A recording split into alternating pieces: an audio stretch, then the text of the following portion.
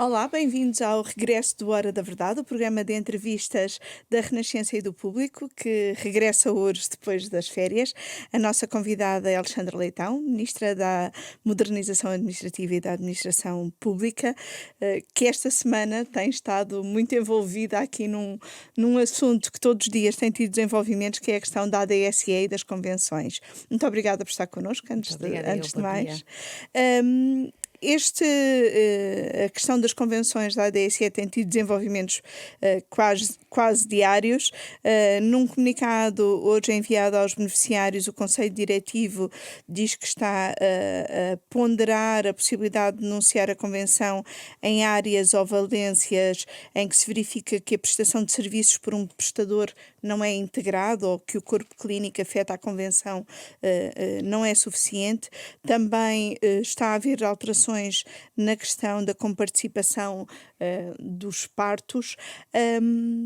Caminhamos para a estabilização da convenção ou vamos continuar nesta negociação quase pública? Bom dia mais uma vez, obrigada pelo convite e, de facto nós sabíamos que a entrada em vigor de uma nova tabela do regime, a gente diz tabela em singular, na realidade são várias tabelas do regime convencionado da ADSE, ia ser sempre um momento, enfim, um momento importante, porque de facto as tabelas que existiam antes eram tabelas muito antigas, desatualizadas, que tinham muitos atos e muitos dispositivos médicos que não estavam previstos, até pela própria evolução da medicina elas não o previam, e que, portanto, não davam nem previsibilidade aos beneficiários, nem aos prestadores, e depois davam aso àqueles acertos no fim dos anos, as regularizações na casa das dezenas de milhão de euros e que não beneficiam ninguém, não são úteis a ninguém. Portanto, a ideia foi atualizar, incluir na Convenção um conjunto de atos médicos e dispositivos médicos que a atualização e a própria evolução da medicina criou e, com isso, criar preços, enfim, previsíveis para todos. Naturalmente que tivemos muitos atos, sem entrar em tecnicidades, a matéria é muito técnica, mas tivemos atos que os preços aumentaram, as consultas, por exemplo, e outros exames, atos em que não aumentaram os preços e estiveram em linha com o SNS ou com os preços referidos no Infarmed, mas de facto é normal que, dizia eu, uma coisa tão grande e com tanto impacto sempre tivesse aqui que conhecer algumas, é normal que haja algumas reações e que haja alguns acertos. Estava à espera desta reação tão vigorosa por parte Vamos dos ver, grupos privados de saúde, nomeadamente ao ponto de se lhe poderem chamar ameaças até. Bom, a ADC tem feito um trabalho longo de trabalho com os prestadores. Começou, a primeira versão das tabelas foi entregue aos prestadores em abril, depois houve várias reuniões, depois houve alterações, depois houve uma outra versão enviada em junho, estiveram para estar em vigor a 1 de junho, a 1 de julho, depois achou-se que não deviam entrar em vigor em agosto, os prestadores pediram algum tempo para adaptar os seus softwares, tudo isso foi feito até ver por acordo e depois entrou-se no 1 de setembro. Nós sabíamos que ao longo deste longo período de diálogo havia alguns aspectos que, enfim, em que não havia acordo com alguns prestadores, com outros há. Não, no entanto, não esperamos, e ainda esperamos que haja aqui evolução, tanto que houvesse esta ideia de desassociar, enfim, que é como quem diz, de tirar da Convenção tantos atos. E aquilo que o comunicado diz é que se numa tabela numa tabela de uma determinada área clínica, por exemplo, há atos fora e atos dentro, em termos tais que o beneficiário, quando vai a uma consulta, não sabe bem se está dentro, se está fora, se o ato tal está dentro, se o ato tal está fora, a certa altura é a própria coerência interna das tabelas que é posta em causa. E aí a ADSE tem que analisar se face ao número de atos que está a ser tirado, se justifica ainda manter aquela tabela. Por isso é que eu disse que na realidade são tabelas no plural, de várias áreas, e Só não para dar uma uma ideia única. concreta, estamos a falar, por exemplo, de uma consulta de gastro. Vai-se à consulta, mas depois são precisos determinados exames e os exames podem estar fora, é isso, não é? Sempre houve exames que estiveram fora, não é? A pessoa vai e há um determinado exame que o médico passa e que está dentro, outros fora. Mas isso sempre foi assim e é algo a que os beneficiários estão habituados. Outra coisa é se isso assumir proporções demasiado enfim, excessivas, digamos assim, que ponham em causa a tal coerência E interna acha da tabela. que se chegou a isso? Que com algumas atitudes por parte dos privados, Neste momento isso está a ser analisado pela ADSE. houve Não diria ainda que sim, está a ser analisado pela ADSE. E toda esta polémica surge sobretudo com dois grupos de saúde, a Luz Saúde e o grupo CUF. Está circunscrito a esses dois grupos e tem esperança que mesmo assim ainda seja possível um acordo vasto? Neste momento, tanto quanto sei, porque a negociação, obviamente, e os diálogos foi sempre dirigido apenas pela ADSE, como aliás deve ser. Tanto quanto sei, são essencialmente esses dois grupos que referiu, e sim, além do mais, com as correções circunscritas a 3 ou 4 atos, um dos quais os partos, que nesse comunicado a ADSE já disse que iria corrigir. Tenho esperança, como sempre, que a situação se regularize a bem, essencialmente, naturalmente, dos beneficiários da ADSE, Mas que obviamente se sentem perturbados ou preocupados com esta incerteza neste período. Mas corrigir pode ser uma cedência, então, a esses grupos.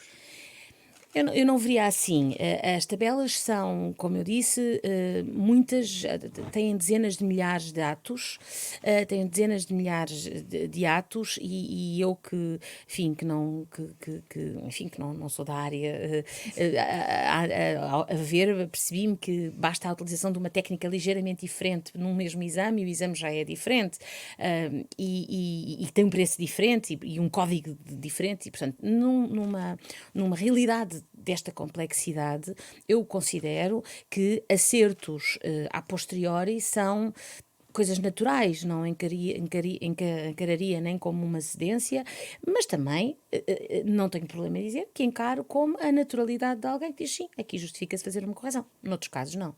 Ou seja, não é porque os partos estão dentro ou fora da convenção, é porque a ADSE, ao analisar, concluiu que ali devia corrigir. Pode haver outros atos que estejam a ser retirados, mas que não vão ser corrigidos porque não há nada a corrigir. Eu, aliás, daria aqui o exemplo, se me permitem, de as consultas passaram com participação de 19 euros para 35 euros e foram retiradas das convenções por alguns prestadores. Quer dizer, o aumento do preço da comparticipação até teve a ver exatamente com tentar que houvesse mais adesão, cada vez mais convenções, porque o nosso objetivo é que haja cada vez mais convenções, até geograficamente espalhadas, para que um beneficiário no interior tenha as mesmas hipóteses que um beneficiário em Lisboa, por exemplo, ou os mesmos, não digo mesmo número de prestadores, mas possibilidade de escolha, mas dizia eu que há casos em que foi pedida a retirada de atos que até aumentaram consideravelmente. Não há nas uma novas racionalidade, não se vê racionalidade nessa atitude. Enfim, eu quanto a isso não faria nenhuma apreciação valorativa. Então, não tem uma explicação para retirar essas consultas. Não fazia nenhuma apreciação valorativa quanto a isso. É uma apreciação de facto da análise comparativa da dita tabela especial e daquela que foi proposta. O bastonário da Ordem dos Médicos disse ao Observador, a propósito de toda esta polémica, que é preciso assegurar a qualidade dos serviços médicos e acrescentam mesmo: não queremos mais casos como o do bebê sem rosto.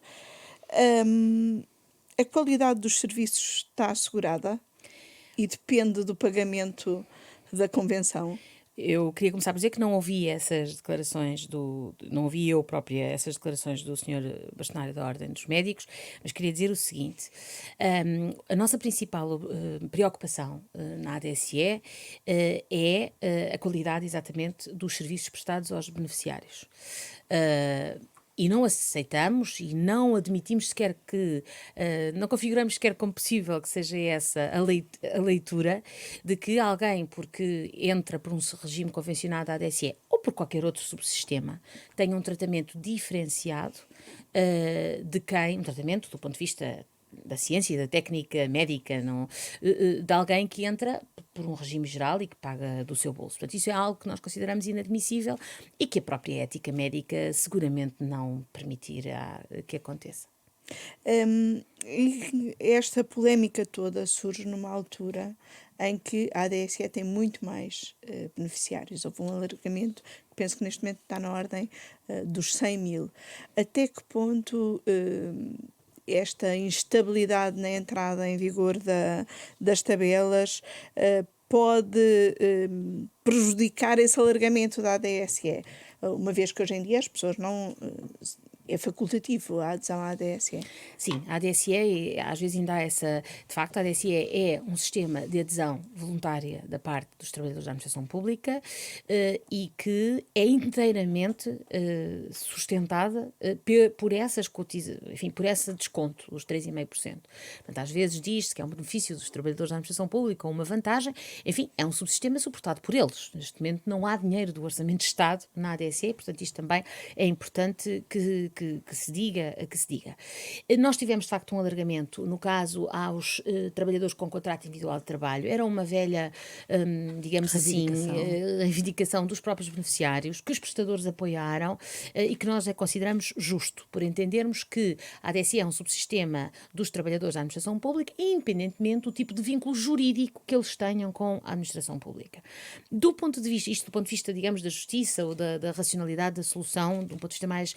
Do ponto de vista da sustentabilidade, também havia estudos já desde 2017 que indicavam que seria também algo positivo para a sustentabilidade da própria ADSE, atendendo a que as pessoas têm uma média etária mais baixa e, portanto, ao baixar a média etária dos beneficiários da ADSE, naturalmente, pela ordem natural das coisas, teremos pessoas que não precisarão de cuidados médicos tão caros a breve prazo e que contribuirão. Este alargamento foi, se me permitem dizer, acho eu, muito bem sucedido. Nós temos o número mais ou menos que prevíamos de adesões, na casa dos 100 mil, com de facto uma redução da média etária dos beneficiários da ADSE. Com pessoas em idade de terem filhos, e por isso os partos também têm aqui uma importância, e achamos uma coisa que eu gostava aqui de dizer, que o movimento conjugado do alargamento com estas novas tabelas, que, repito, não têm como intuito a poupança, mas são mais rigorosas, na medida que mais não seja em que introduzem na Convenção um conjunto de preços e de atos, que antes não estavam na Convenção, estes dois movimentos, alargamento e novas tabelas, conduzem a uma sustentabilidade a médio prazo da ADSE que a mim, enquanto tutela, me importa salientar e para a qual trabalhei. Portanto, espero e acredito que é possível e que assim será, que este momento de alguma, enfim, maior instabilidade, mas curto, de entrada em vigor de uma coisa, repito, com esta dimensão, seja um momento curto, que vai ser ultrapassado, já com medidas que estão a ser tomadas e que depois não prejudicará de todo o alargamento e que quem decidiu entrar na ADSE... Não temo que as pessoas desistam de aderir à ADSE, eu acho que a imagem de marca, não é obrigatória. Eu acho que a imagem de marca da ADSE, se me permitem salientar, é aquela, até a imagem de marca da ADSE é muito... Quando há uma coisa mesmo muito grave, não quer dizer que as pessoas não usem ao longo, obviamente, e nós fazemos questão com participação a 100% na oncologia, que se mantém nas atuais tabelas. Aquela ideia de que quando há uma coisa mesmo grave em que nós às vezes, enfim, em que há tratamentos em que uma toma custa na casa uma única toma, um único tratamento, seja ele de que tipo for, está na casa das dezenas de milhares, um único tratamento e é comparticipado e continua a ser comparticipado a 100%. Sim. E, portanto, em termos de... E é esse momento, é para essas... E depois há uma outra coisa que eu gostava de salientar relativamente à ADSE, que é um desafio para a sua sustentabilidade, é por isso que nós temos que ser rigorosos. A ADSE não tem plafonamento, ou seja, se uma pessoa tem uma doença que faz com que essa pessoa custe 500 mil euros por ano à ADSE, custa 500 mil euros por ano à ADSE. E tem na sua base... para os seguros de saúde. Exato. E tem na sua base uma lógica solidária. Eu pago sempre, o beneficiário paga sempre 3,5%, o que significa que o beneficiário que ganha 2 mil euros contribui com mais do que o beneficiário que ganha o ordenado mínimo nacional. Contudo, no momento em que eles vão usar a ADSE, não há nenhuma diferença naquilo que a ADSE comparticipa à pessoa que descontou 3,5 sobre 3 mil, ou 2 mil, à pessoa que descontou 3,5 sobre o salário mínimo. Isso é, acho eu, a imagem de marca da ADSE que nós fazemos muita questão de manter. Se calhar só para terminar esta parte da ADSE, e falava do impacto das poupanças, mas eu tenho essa dúvida, se sabe-me dizer qual é o impacto da nova tabela nas contas da ADSE, onde é que vai gastar mais com consultas e exames e em que áreas vai poupar com esta tabela? Vamos ver, eu volto a dizer, o objetivo destas tabelas foi ser possível prever, estimar de forma melhor, quer para os próprios beneficiários terem a previsibilidade do que vão gastar, quer também para os próprios prestadores e para a DSE saber em média o que vai ter uma estimativa ser mais rigorosa, porque se nós temos centenas ou até milhares de atos que são comparticipados, mas que estão fora da tabela, essa previsibilidade é impossível para o próprio, mas também para a própria DSE fazer as suas contas. E nós achamos que, ao trazer isso para tetos, termos tetos de preço, vamos conseguir ter aqui um maior rigor e não ter depois, enfim, acarretar atrás de nós todo o problema das regularizações. Portanto, não houve um intuito de poupança, houve um intuito de trazer para dentro da Convenção coisas, preços que antes não estavam, e dessa forma acreditamos que, ao dar previsibilidade, conseguimos estimar melhor e ter aqui alguma maior rigor financeiro, que não seja exatamente o mesmo, que poupança não foi esse o objetivo.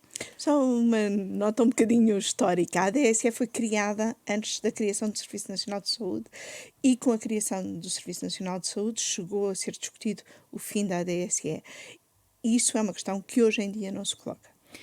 Não, é uma questão que hoje em dia não se coloca. É verdade, é muito interessante, eu devo dizer, a questão da ADSE é interessante porque, como diz, surgiu no momento em que não havia Serviço Nacional de Saúde e agora, felizmente, existe e os beneficiários da ADSE, enquanto cidadãos, que também contribuem para o Serviço Nacional de Saúde com os seus impostos, são livres, naturalmente, de recorrer e recorrem ao Serviço Nacional de Saúde nos mesmos termos dos outros cidadãos.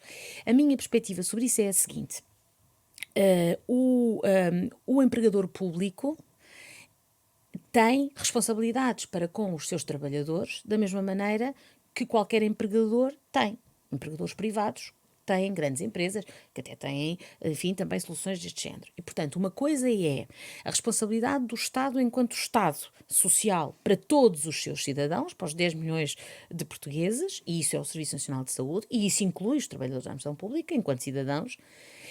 E depois outra coisa diferente é a responsabilidade do Estado empregador público para com os seus trabalhadores, como outras empresas públicas e privadas também têm. Há empresas que pagam seguros de saúde aos seus trabalhadores, por exemplo. E, portanto, é esta para mim a diferença e é uma diferença que eu acho que continua a fazer sentido nos dias de hoje. Falemos então do Estado empregador. Desde fevereiro de 2020, penso eu que anda a negociar com os sindicatos a reposição dos 25 dias de férias, recuperando aqueles 3 dias retirados durante o período da Troika. Isso será feito agora? Será feito no âmbito do orçamento? Será feito pelo governo? Ou ainda não é desta?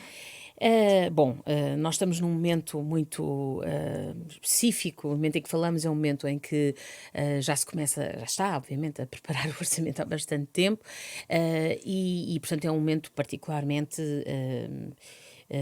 enfim, importante para analisar quais são as opções. No que toca à administração pública, as opções estratégicas para este orçamento, e não entrei em detalhes até porque ainda não estamos nessa fase, mas as opções estratégicas quanto à administração pública para este orçamento, como tem sido dito pelo Sr. Primeiro-Ministro, são uma valorização dos técnicos superiores da administração pública.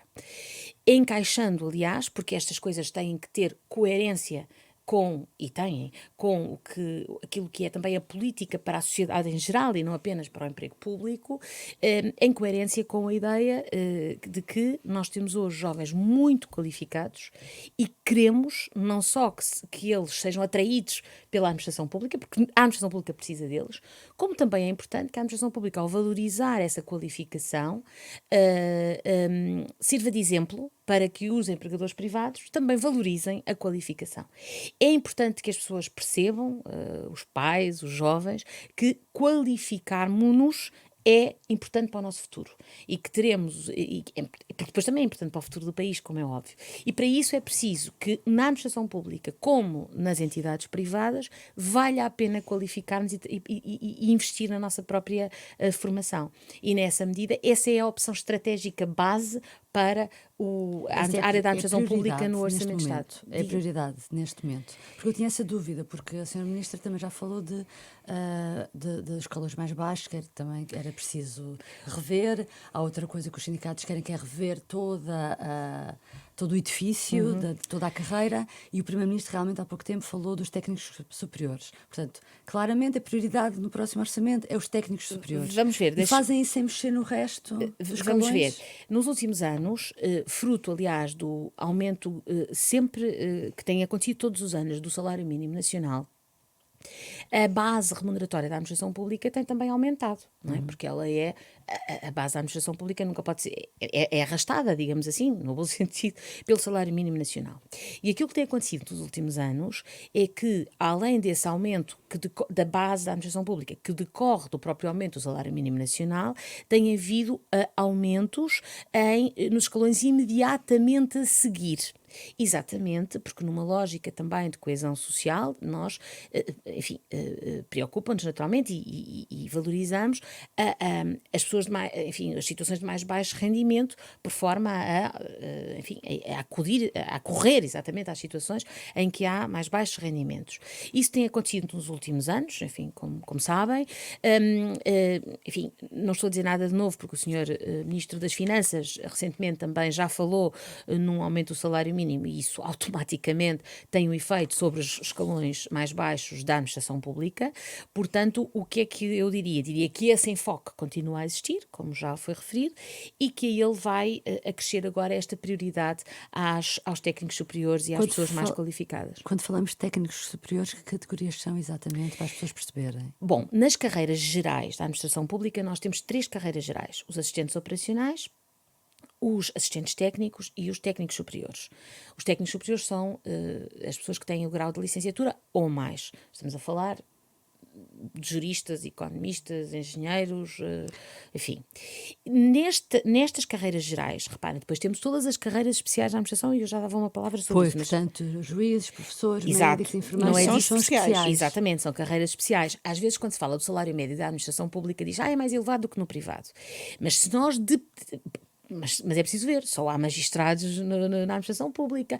Todos os 100 e muito mil docentes do ensino básico e secundário são, obviamente, licenciados com grande qualificação. Os docentes do ensino superior, os médicos. Portanto, nós temos na administração pública muitas carreiras especiais, muitíssimo qualificadas e diferenciadas, que têm as suas carreiras especiais. Mas colocando as carreiras especiais colocando de lado, as carreiras especiais de lado, carreiras técnico superior, portanto, o Estado tem essa capacidade de servir de elevador social e salarial? Exatamente. Dar esta informação que é importante. Nas carreiras gerais, que são estas 3, olhando para estas 3 carreiras, nós temos 50% de assistentes operacionais, cerca de 25% de assistentes técnicos e 25% de técnicos superiores. Ou seja, quando olhamos para as carreiras gerais, só 1/4 das carreiras gerais é que são pessoas com qualificação superior. E é isso que nós queremos aumentar. E é nesse quarto, então, que pretendem agir? Bom, vamos ver. Já falei há pouco da base e do efeito que sempre haverá sobre a base e eventualmente sobre os escalões mais baixos. O que é que nós pretendemos? Pretendemos que a administração pública seja atrativa para pessoas qualificadas, e que a pirâmide de composição destas carreiras gerais também se comece a inverter. Isto é, o desejável é que nós daqui a uns tempos não tenhamos 25% de técnicos, temos 30%, ou enfim, não sei, não estou aqui a traçar um objetivo quantificado, mas é esse o nosso objetivo. Até porque com a digitalização, alguns dos trabalhos menos qualificados poderão, eventualmente, tornar-se mais redundantes, mas o trabalho qualificado é sempre um trabalho que a administração pública precisa. E este trabalho, às vezes, de alguns dos técnicos superiores das carreiras gerais, que pode parecer ao cidadão comum um bocadinho invisível, porque é o trabalho dos economistas que fazem estudos que depois servem para tomar políticas públicas, ou dos juristas que defendem, que fazem pareceres jurídicos dentro da administração. Isto parece um bocadinho invisível, porque, claro, é mais visível o professor que está na escola, o médico que está no hospital, o enfermeiro, etc. Mas, na verdade, são pessoas muito importantes para que a máquina do Estado funcione. Para que não esteja dependente de serviços fora da máquina. Que não esteja dependente de serviços fora da máquina, para que os procedimentos administrativos, em vez de demorarem 2 meses, demorem 1, e com isso os licenciamentos sejam mais rápidos. Estou a dar apenas um exemplo. E há pouco falava do outsourcing, digamos assim, os centros de competências, que é um objetivo que está no programa do Governo e que neste momento já foram criados 3, ou melhor, Existia já um em serviços em Centro de Competências Jurídicas, na presença do Conselho de Ministros, e já foram, entretanto, criados dois. O do MNE, em Relações Internacionais, e o do Planeamento, que está já, francamente, em fase de instalação. E, portanto, qual é a ideia aqui? É ter competências dentro da administração pública que permitam não só esse menor recurso ao outsourcing, mas também que permitam que a administração pública tenha massa crítica dentro de si. E para isso também tem que pagar um pouco melhor. Deixa-me perceber então, essa valorização vai ser no salário base de entrada desses novos técnicos superiores, vai ser na progressão da sua carreira, e em relação aos que já estão na administração pública, como é que isso vai fazer sentir? As possibilidades estão a ser analisadas, naturalmente. O que é que nos pode dizer sobre isso? As várias possibilidades, essas são algumas, estão a ser analisadas, e ainda é prematuro dizer exatamente qual será a via, na certeza de que estão a ser analisadas internamente e depois serão naturalmente negociadas e trabalhadas com os sindicatos. Porque senão pode criar-se situações muito dispares em relação aos novos que entram e em relação a outros que já lá estão. Sempre que há, e aqui estou a falar em abstrato, sempre que há mudanças de regime, há normas transitórias que acautelam isso, não é? E, portanto, isso será cautelado. Há sempre normas transitórias quando há mudanças de regime. E, por exemplo, nos técnicos superiores, a progressão na carreira poderá vir a ser mais rápida do que noutras áreas? Como digo, não vou, é mesmo prematuro avançar o que Tenho muitas seja. dúvidas sobre este... Certo, é prematuro avançar... Ainda estamos na fase da discussão interna dentro do próprio governo? Não, estamos ou já estamos na fase de diálogo com os sindicatos? Há uma opção estratégica que tem a ver, por um lado, com a base, e já falámos disso, em articulação com o salário mínimo nacional, e há depois uma opção estratégica em torno dos técnicos superiores. As soluções concretas, portanto, esta opção estratégica está falada. E depois as opções concretas, e são muitas, imagine-se tecnicamente, o como fazer está ainda a ser trabalhado e depois está a ser trabalhado internamente. Mas com os sindicatos ou com o Ministério das Finanças? Neste momento ainda é público que ainda não chamámos os sindicatos como a proposta concreta. E quando é que se conta chamar os sindicatos para começar as negociações deste ano? Só depois das eleições autárquicas? Em outubro há sempre negociações, há sempre uma conversa com os sindicatos que eu agora não tenho de cor, mas creio que nunca acontece ainda em setembro, portanto não é especialmente este ano. Sim, supostamente devia começar em setembro, mas geralmente só começa no início de outubro. Só começa em outubro. E podemos já saber ou não se vai haver aumentos transversais em toda a função pública? Mais uma vez, nesta fase, no início enfim, eu digo o início do processo orçamental, mas na verdade, como sabem bem, o processo orçamental dentro das estruturas da administração pública já corre, porque é um processo muito complexo, mas tendendo ao aumento ainda é prematuro. Louvo-me, no entanto, nas palavras do próprio Sr. Ministro das Finanças, que recentemente também numa entrevista disse que, enfim, no futuro, e ele não, enfim, isso é o desejável, mas mais não posso adiantar. Logo no próximo orçamento, ou se estamos a falar, por exemplo, de 2 até ao final da legislatura, não é? Deixe-me só insistir, só para perceber. No caso, então, das carreiras especiais, juízes, professores, médicos, enfermeiros, em princípio, podem esquecer qualquer pretensão de aumentos neste não foi isso que eu Não disse. posso concluir. Pronto, era só para clarificar. Não foi isso que eu disse, até porque, volto a dizer, as coisas estão ainda a ser trabalhadas e uma coisa não é excludente da outra. Não é? Outra coisa que eu não sei se também se nos pode esclarecer é qual a metodologia usada, será a inflação de 2021 ou a inflação esperada para 2022, que é sempre esta questão que se coloca todos os anos. Sim, acho que também ainda é cedo. Há muitas, volto a dizer, as opções estratégicas estão faladas, tomadas, até publicitadas, publicamente publicitadas, no sentido que estão já transmitidas. Eu própria tenho falado muitas vezes sobre a questão dos técnicos superiores e da massa crítica que é preciso dar à administração, o como fazer, naturalmente que implica enfim, um trabalho mais técnico que está a ser feito. O ano passado o aumento foi de 0,3% e o Governo disse que no futuro iria compensar. Não foi o ano passado, foi em outubro de 19, exatamente, ou novembro de 19. Para os salários de 20. E depois tivemos a pandemia. Exatamente. O que eu pergunto é que essa compensação ainda os funcionários públicos vão tê-la ou não? Vamos ver, isso foi dito não só por mim, mas creio na altura ainda pelo Ministro das Finanças, da altura, enfim, e depois tivemos a pandemia e o mundo todo desabou um pouco Sim, sobre as nossas claro. cabeças, não é? E portanto as Estávamos a contas... falar com cenários previsíveis de superávit. Exatamente, que aliás houve em Sim. 2019 e que depois obviamente não houve em 2020 por razões. Portanto, neste momento em que, como já foi dito, o nosso grande objetivo é emergir desta situação pandémica com uma economia pelo menos tão forte como estava antes, desejavelmente com PRR, etc., até mais forte, e portanto esse é um objetivo fundamental do governo em geral e do país, acho eu, e nesse quadro as opções têm que ser Então reanalisadas também, mas não estou a também dizer... não se pode comprometer nem que sim nem que não. Não posso mesmo. Mas o dinheiro do PRR não pode ajudar também nessa qualificação da função pública? E está a ajudar na área Então porquê concreta. que não pode ser mais taxativa? Na área concretamente, bom, vamos ver uma coisa. O PRR, o PRR não paga salários da administração pública. Aliás, os fundos comunitários nunca pagam salários da administração pública.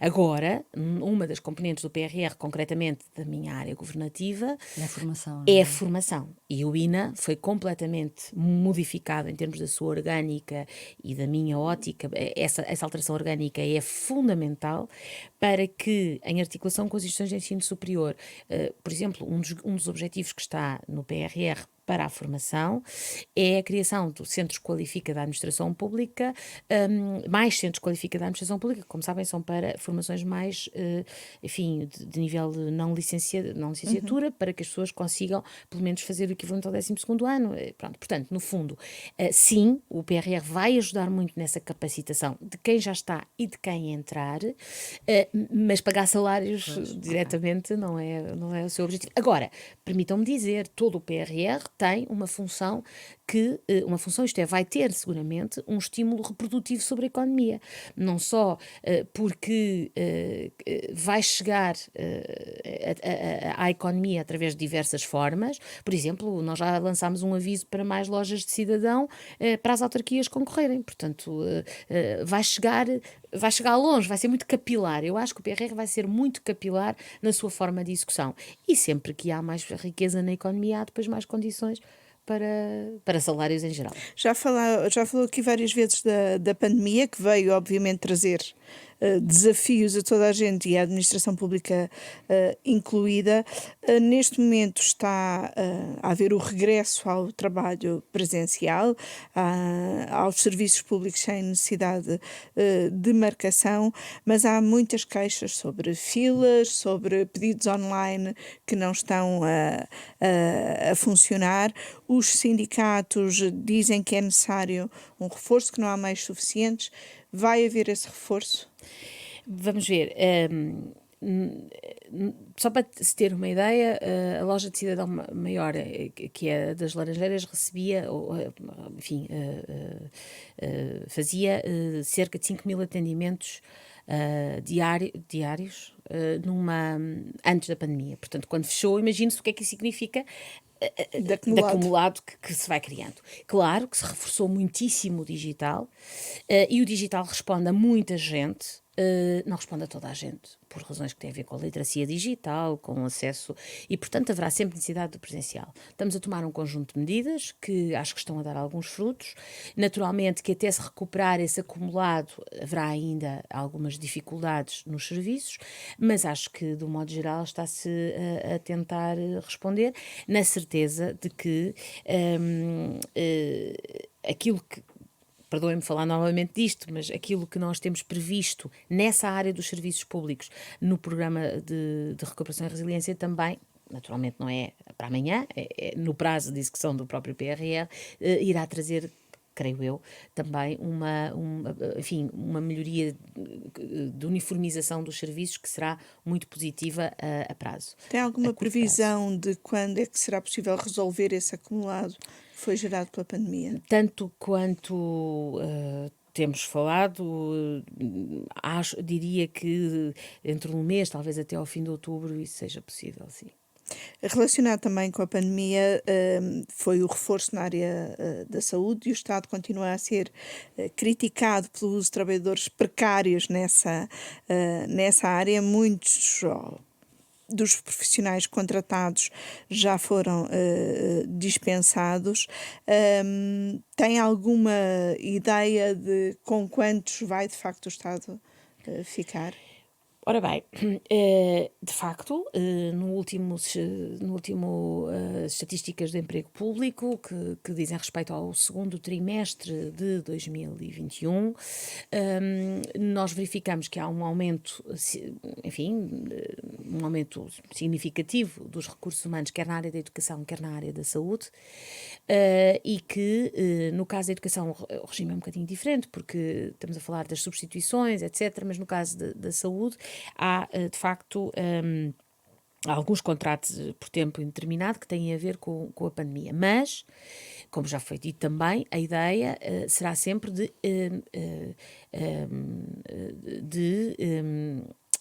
contratar essas pessoas, portanto, estes contratos a termo têm a ver com a situação da pandemia, mas, aliás, já houve várias soluções que, em momentos diferentes de diplomas legais aprovados pelo Governo, de contratação em definitivo, portanto, sem ser a termo, nesta área da saúde. É esse enfim, esse o caminho que vamos seguramente também seguir. o caminho da negociação orçamental à esquerda, com os partidos a insistirem nessa contratação, não é? É para mim absolutamente normal e até desejável que as áreas fortes do Estado Social, a saúde, a educação, sejam também aquelas que estão muito, enfim, que a esquerda e o Partido Socialista também, naturalmente, e o Governo do Partido Socialista também, se preocupe, porque são estas que são aquelas de prestação direta aos trabalhadores. Não quer dizer que não haja depois um conjunto de outras áreas que são suporte dessas, mas essas são as do front office, quando estamos no Estado Social, são por excelência os serviços prestados em universalidade pelo Estado Social, e eu sou uma acérrima defensora do Estado Social. Portanto, acho normal que a negociação passe por aí, e esse é também um objetivo do Governo. E a Sra. Ministra tem estado em algumas reuniões com os chamados partidos de esquerda, que neste caso basicamente é o Bloco e o PCP. Neste momento não. Ainda não chegou esse momento? Ainda não, creio. Enfim, comigo ainda não chegou. Mas costuma, no passado, em anteriores anos, costuma falar, ou é só as finanças? Depende daquilo que estiver em cima da mesa em cada reunião. Porque agora esta questão dos aumentos salariais, muito Vamos possivelmente ver vão ter que sentar-se à mesa, não será é? este ano, exatamente. Sei que tem muito a ver com aquilo que é digamos assim, aquilo que se vai discutir em cada reunião. Portanto, veremos o que é que vai ser o enfoque em cada reunião. Autárquicas nesta data, 26 de setembro, as negociações vão ser mais difíceis ou feitas em menos tempo?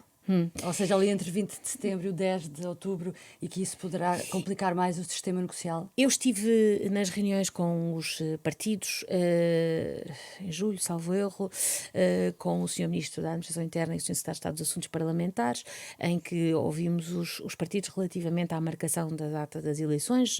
Estava bastante dividido as opções. Havia aqui a preocupação de a taxa de vacinação estar muito avançada, e está, para como poder todos haver sabemos, boas condições para a que houvesse votação. condições para a votação e até para a campanha, e isso foi totalmente atingido. Portanto, havia aqui, era um ano de alguns constrangimentos, desde logo este, que é totalmente específico do momento que vivemos. E o orçamento? Orçamento há sempre, este ano também um bocadinho mais cedo, porque Sim, mudámos de 15 mudou, para 10. exatamente, e portanto não era, não, havia aqui alguns constrangimentos. Houve, se bem me recordo, praticamente uma divisão meio-meio das opções dos partidos, e acabou por se optar por esta data, na certeza de que haverá tempo, seguramente, e vontade para fazer as necessárias Posso reuniões só fazer com os uma partidos. pergunta? Há coisas que já estão definidas, mas que o Governo não vai querer dizer, porque só vai querer dizer depois das eleições autárquicas, porque o ambiente não é propício a que se façam certos anúncios neste momento. Eu estou a dizer isso na sequência daquilo que o próprio Primeiro-Ministro disse na segunda-feira na entrevista na TVI. Dando a entender que havia coisas que estavam fechadas, mas que ainda não era o momento para se falar nelas. Enfim, assisti à entrevista do Sr. Primeiro-Ministro, não tenho para lhe ser franca, neste momento, e tanto quanto eu sei, não creio que haja coisas fechadas ainda. Há opções estratégicas, acabei de dizer uma há pouco, não é? Mas não tenho essa ideia. Passando aqui para as autárquicas, o Sr. Primeiro-Ministro tem dito repetidamente que os autarcas que vão ser eleitos a 26 de setembro vão ser os autarcas com mais poderes. Em que é que vão ter mesmo mais poder? É verdade isso que, se me permite, é verdade isso. Nós temos um processo de descentralização que teve um momento no outro mandato, no primeiro mandato do atual governo, teve um momento de concessão, de aprovação do enquadramento legislativo, muito exigente enfim, que implicou negociações com a ANMP, etc. Um dos diplomas fortes desse processo, que foi o da ação social, já só foi aprovado no atual mandato, e temos feito um grande esforço que a pandemia obviamente não ajudou, mas um grande esforço de concretização do processo. Da minha perspectiva, e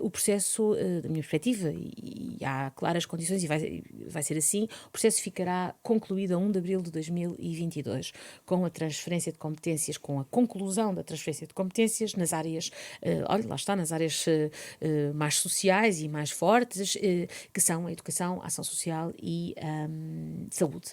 E nesse momento, os autarcas terão, de facto, um acervo de competências que muitos já têm, porque foram aceitando antes, muitos que já era têm. da aceitação voluntária. Exatamente, até essa data, e que muitos já têm.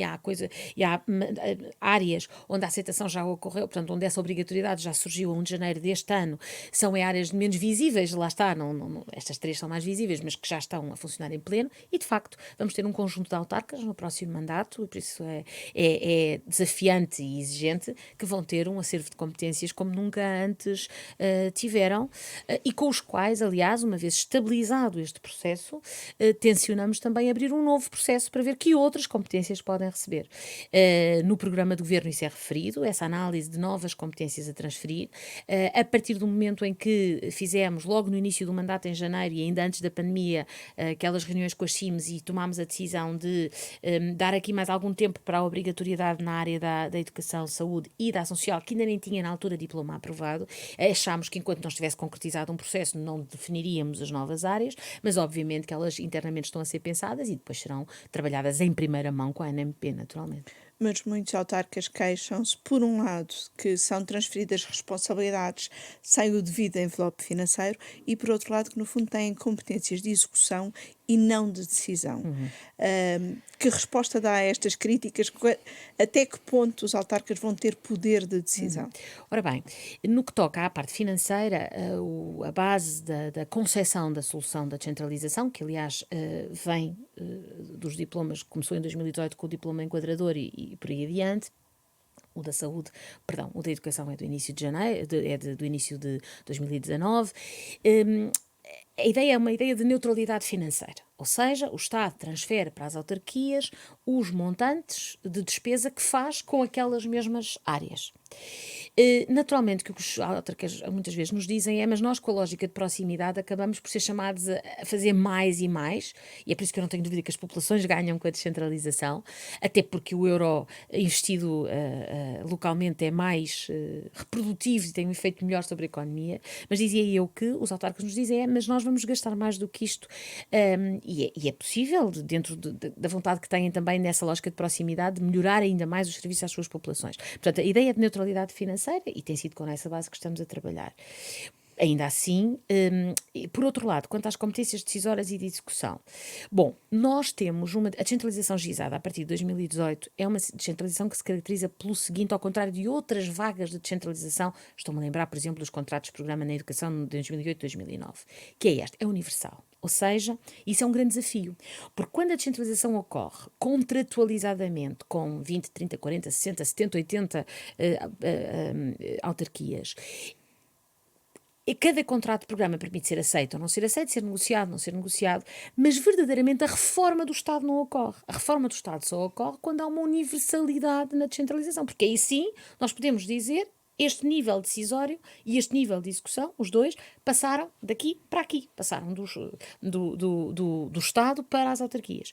A universalidade, contudo, traz um enorme desafio, porque nós temos uma solução universal em autarquias tão diferentes como autarquias urbanas, populosas e autarquias rurais, do interior. Portanto, esta diversidade Podem não é um ter grande nem desafio. capacidade, nem capacidade de escala, não se justifica, em alguns casos, ser igual, não é? Mas aí é que entra, é uma vantagem a universalidade, mas, exatamente por isso, a universalidade pressupõe sempre um standard mínimo. O que não quer dizer que nessa tal nova vaga de descentralização que já está anunciada, não haja autarquias que dizem, eu posso fazer mais, eu quero fazer mais, muito bem, vamos a isso. Portanto, é esta ideia um bocadinho de, e já são imensas competências, mas é um bocadinho a ideia desta universalidade que pressupõe que todos, que seja possível para todas as autarquias. Há autarquias que têm outras vontades e naturalmente estamos aqui para a nova vaga de descentralização.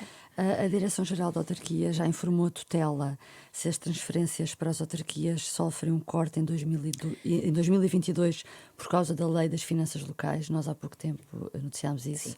Como é que vai ser? Vai haver um corte ou não?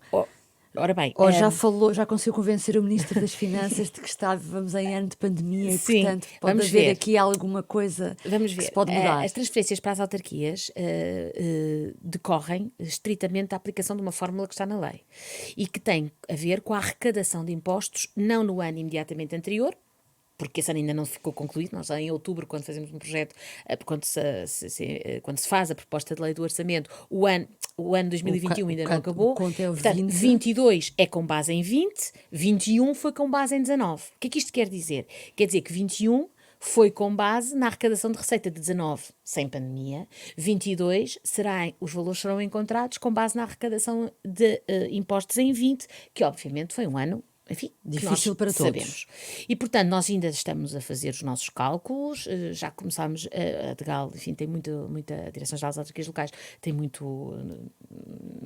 experiência nessa matéria. Não temos ainda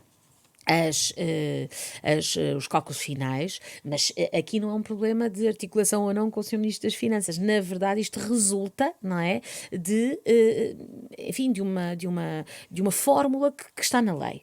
Agora, naturalmente, e porque também temos noção da importância enorme e da despesa que as autarquias fizeram no âmbito da pandemia, e eu aqui queria lembrar que o Fundo de Solidariedade da União Europeia, no valor de 55 milhões, já foi acionado e o valor, e até já estão concluídas as candidaturas.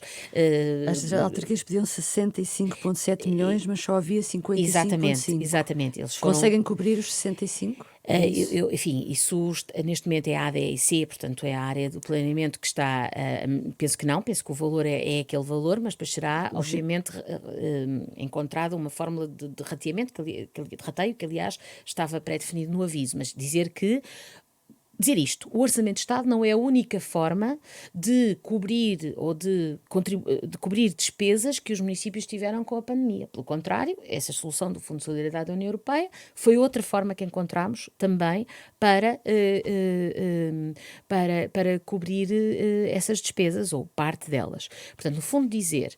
A Lei das Finanças Locais tem uma fórmula que estamos a calcular e que tem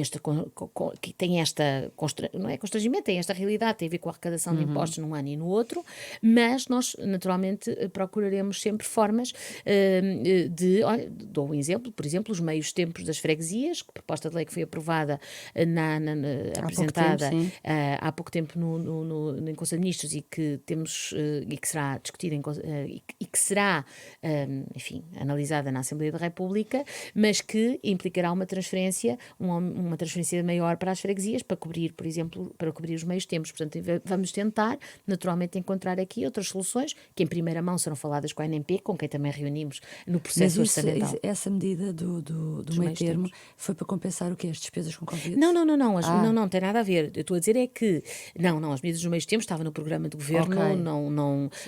Não tem a ver com acharmos defendemos que todas as freguesias devem ter condições suportadas pelo Orçamento de Estado para ter alguém a trabalhar nelas pelo menos a meio tempo. Pode ser o Presidente junto ou ele pode delegar noutra pessoa. Isso não tem nada a ver com a Covid. Sim. Agora, há uma coisa que é verdade. A pandemia veio demonstrar que a resposta de proximidade dada pelos municípios e em grande linha pelas freguesias é muito importante e tão mais importante quanto mais recôndita é a freguesia. E que, isso repito, já estava no programa do Governo, é o cumprimento de uma medida muito importante do programa do Governo, mas se há coisa que a pandemia veio demonstrar é que faz todo sentido essa medida que nós já tínhamos antes só perceber previsto. sobre o corte de transferências para as autarquias em 22, o que está a dizer é que o Governo ainda está a procurar uma boa notícia para as autarquias. O Governo procura sempre boas notícias. Não, mas neste caso específico, para haver alguma flexibilidade na forma de calcular, tendo em conta a pandemia. Vamos ver, sendo mais, se me Porque, permite. no fundo, as autarquias vão ter que gerir anos normais com receitas determinadas por impostos arrecadados em anos de pandemia. Vamos ver. Isto causa aqui uma distorção, certo, não é? Vamos ver. A fórmula de cálculo não é algo que nós possamos mexer, a não ser que alterássemos a lei das finanças locais. Então como é que pode, da de mesma algum modo, maneira, compensar pronto, isso? E portanto é uma forma de cálculo que neste momento eu ainda não tenho os valores, mas que resulta daquilo que já aqui foi explicado, e portanto a arrecadação de receita foi o que foi num ano e foi o que foi no outro ano, e não esquecer que nos últimos anos, quer de 19 para 20, quer de 20 para 21, o bolo total das transferências para as autarquias aumentou, salvo erro, de 19 para 20 na casa dos 9% e de 20 para 21 na casa dos 6%. Estou a falar de cor, mas creio que é mais ou menos isto. Portanto, tem vindo sempre a aumentar. E, portanto, aí é o que resulta da lei das finanças locais. Ok. Contudo, há outras parcelas há outras parcelas que nós podemos, enfim, Quais? encontrar. Estou-me a lembrar do Fundo Social Municipal, por exemplo, como também já foi referido pelo Sr. Ministro das Finanças na entrevista que deu. O líder da Iniciativa Liberal disse esta semana à Renascença, que a forma como o Governo tem feito a descentralização, as alterações nas CCDRs e o caminho para a regionalização é uma forma do PS se ir perpetuando no poder. Como é que responde a uma acusação destas? Ora bem, vamos ver. Em primeiro lugar, eu aqui queria dizer que o Partido Socialista é um partido fundador e fulcral na democracia e acho que nunca não está no ADN do Partido Socialista pretender perpetuar-se no poder. Mas quanto às CCDRs em concreto, até porque foi uma reforma que foi feita, enfim, pelo Governo, mas que depende da minha área governativa, queria dizer o seguinte. As CCDRs os presidentes das CCDRs e os conselhos diretivos das CCDRs eram nomeados pelo Governo. Que o Governo quisesse, enfim, dentro dos critérios, não é bem que o Governo quisesse, mas era nomeado pelo Governo. E passou a ser eleito, no caso do Presidente, por um colégio composto por todos os presidentes de Câmara Municipal da região a que corresponde à CCDR, e no caso de um dos vice-presidentes, eleito por um colégio onde estão mesmo todos os autarcas, incluindo freguesia. Portanto, passámos. Como é que se pode dizer que um governo que antes nomeava e a seguir diz não, eleja com a maioria de colégio eleitoral que haja em cada momento? Enfim, neste momento, de facto, o PS tem mais autarquias, é um facto, mas e continuará a ter. O Congresso do PS até disse que, para além de ter mais autarcas no jornal, é importante para o PS ter mais autarcas em cada região por causa das CCDR. Não, repare, vamos ver. O ponto é este. Neste momento, o PS é o maior partido autárquico e esperemos, com grande probabilidade, esperemos que continue a ser e tenho a convicção profunda que continuará a ser. Mas não compreendo como é que se pode dizer que passar de um regime de nomeação para um regime de eleição democrática é ficar com o poder. Não, é pelo contrário, é dá-lo de acordo com as regras democráticas e, portanto, acho que é assim. E tem esperança que a regionalização venha a ser um processo natural, como o Primeiro-Ministro também já disse? Ora bem, aquilo que é a posição do Partido Socialista sobre a regionalização também é público e eu gostaria de dizer o seguinte, tendo já tido agora, nestes últimos anos, funções governativas e, por exemplo, antes na área da educação, que é uma área muito capilar, verifiquei, digamos, in loco, que trabalhar com as autarquias é fundamental e com os vários níveis de decisão. O que eu acho é o seguinte: nós fizemos este movimento nas CCDRs, vamos, está no programa do Governo também, transferir alguns serviços desconcentrados também para as CCDRs. É um modelo que vai fazer o seu curso, vai ter enfim, que se estabilizar e depois far-se-á a avaliação no momento próprio.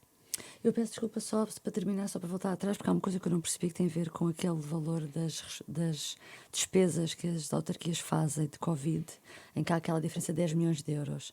A Sra. Ministra respondeu que depois eu perguntava quem vai suportar essa diferença dos 10 milhões, disse que vai haver uma forma de rateio. Não, vamos lá ver. Eu não percebi o que é que isso significa. Vamos ver. Na verdade, a forma de rateio já constava do aviso. O aviso determinava que cada autarquia tinha um montante máximo para que uma autarquia, eventualmente... Isso já estava no aviso e é um aviso... Portanto, quer dizer que elas não vão receber exatamente tudo aquilo que estão a pedir.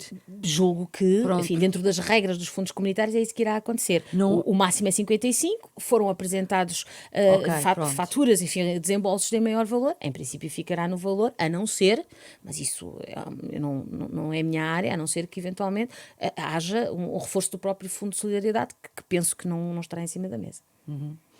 Só para terminar, queria perguntar-lhe sobre uma petição que está em curso, que é a petição relativa ao luto parental, que pede mais dias o termo técnico é dias de nojo, por luto de um filho, pede que seja alargado de 5 para 20 dias. Isto, a ser assim, teria também efeitos na administração pública, presumo. É um pedido com o qual tenderá a concordar? Olha, vou-lhe ser muito franca. Está-me a fazer uma pergunta sobre a qual eu ainda não pensei enquanto governante. Mas não consigo deixar de lhe dizer que concordo. Não consigo. Porque nós somos governantes, somos mulheres, somos mães, e não consigo deixar de lhe dizer que não concordo. Porque não concebo a violência de tal situação e, portanto, não consigo deixar. Se calhar estou aqui a cometer uma imprudência política, mas não consigo deixar de dizer que não concordo. Muito obrigada.